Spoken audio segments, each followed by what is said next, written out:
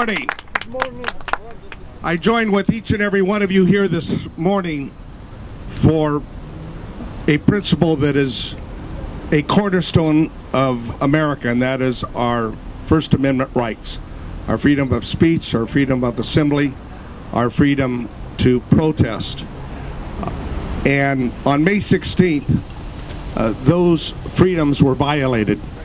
They were violated, sadly, by the security guards of the Turkish government. We had Americans of Armenian, Turkish, Yazidi, and Kurdish descent, many of them, some of them here today, that were making their views known of the violation of human rights that have taken place in Turkey today, that sadly represents a historical time in world history when, sadly, the first genocide in the 20th century took place between 1915 and 1923, the Armenian genocide. And it was appropriate and fitting that Americans of Armenian, Turkish, Yazidi, and Kurdish descent would be here on May 16th to peacefully make their views heard as President Erdogan came back to the Turkish embassy.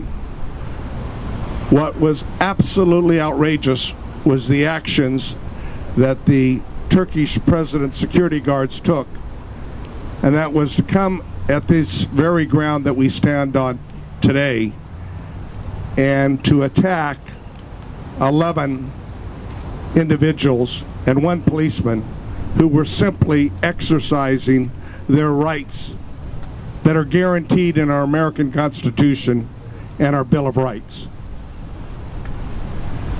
Ladies and gentlemen, that is a completely outrageous act.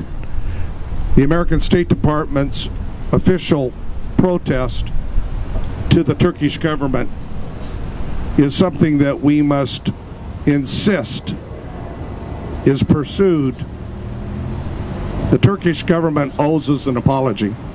And more than that, those injuries that took place are a reflection of the lack of respect of human rights in Turkey today, where literally thousands of Turkish citizens have found themselves imprisoned, found members of the press in jail, only for trying to protect their own views.